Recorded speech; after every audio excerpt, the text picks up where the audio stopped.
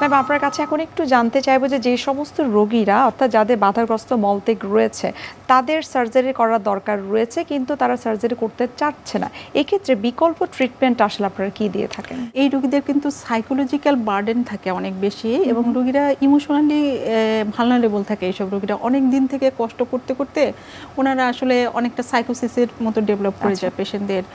এসে হয়তো রোগী কেঁদে ফেলে বা হচ্ছে অনেক কষ্ট। অনেক রোগী আছেন যাদের সংসারও ভেঙে গেছে, যার পায়খানা ক্লিয়ার হয় না সে বোঝে যে পায়খানা ক্লিয়ার না হলে কত কষ্ট, যার পেশাব ক্লিয়ার হয় না সে বোঝে। ব্যাপারটা আসলে অতটা সহজও না। তো পেশেন্টকে আসলে সাইকোলজিক্যাল সাপোর্টটা অনেক বড় ইম্পর্টেন্ট এবং রোগীরা একটু প্যানিক থাকে, তাদেরকে আসলে পরীক্ষা নিরীক্ষা করে আপনার শিওর হয়ে বুঝাইতে হবে যে এটা ক্যান্সার জাতীয় কিছু না এবং এইটা থেকে আসলে ক্যান্সার হওয়ার কোনো সম্ভাবনাও নাই। এই যে ক্যান্সার হবে কি হবে না প্রশ্নটা যেরকম রোগীরা করে থাকেন, একই সাথে কিন্তু আরেকটি প্রশ্ন করে থাকেন যে আমি যে সার্জারি করব এটার কস্টিংটা আসলে কেমন হতে পারে? হ্যাঁ, কস্টিংটা অ্যাকচুয়ালি এটা তো সরকারি হসপিটাল আছে, বেশ প্রাইভেট হসপিটাল আছে, বেসরকারি হসপিটালে আসলে অ্যাকচুয়ালি ট্রিটমেন্ট করছে খুব বেশি তা না, কিন্তু আমাদের দেশের প্রেক্ষাপটে যে কোনো ট্রিটমেন্ট কস্টই আসলে অনেক বেশি। কিন্তু একই সঙ্গে আমাদের কারো হেলথ ইন্স্যুরেন্স নাই, একটা প্রাইভেটে ট্রিটমেন্ট করতে গেলে আমার জন্য, আপনার জন্য, সবার জন্যই বার্ডেন, তাই না? তো এর পাশাপাশি সরকারি হাসপাতালেও এখন সব বিভাগীয় হাসপাতালে এই সাব স্পেশালিটি সাবজেক্টগুলো ডেভেলপ করছেন।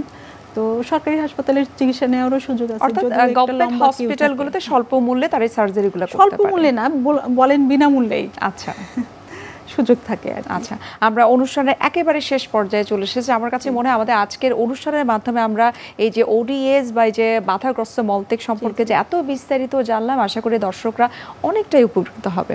আবারও ধন্যবাদ জানাচ্ছি এবং শুভকামনা এনটিভির পক্ষ থেকে। ধন্যবাদ আপনাকে।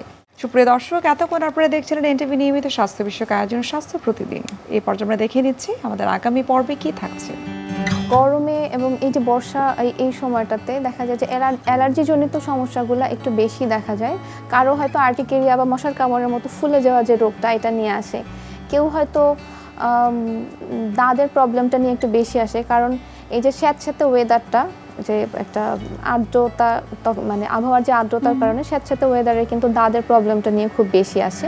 বিশ্বের যে কোনো প্রান্ত থেকে যে কোনো সময় এনটিভির জনপ্রিয় অনুষ্ঠান স্বাস্থ্য প্রতিদিন দেখতে আপনারা ভিজিট করতে পারেন আমাদের পূর্ণাঙ্গ পোর্টাল www.ntvbd.com এ। এছাড়াও এনটিভির বিভিন্ন ধরনের জনপ্রিয় অনুষ্ঠান এবং নিউজ আপডেট পেতে আপনারা ভিজিট করতে পারেন আমাদের ইউটিউব চ্যানেল এবং ভেরিফাইড ফেসবুক পেজে। দর্শক, আজ এখানে শেষ করতে হচ্ছে, দেখা হবে আবার আপনাদের সঙ্গে। সেই পর্যন্ত আপনারা সবাই ভালো থাকুন, সুস্থ থাকুন এবং সব সময় এনটিভির সঙ্গে থাকুন।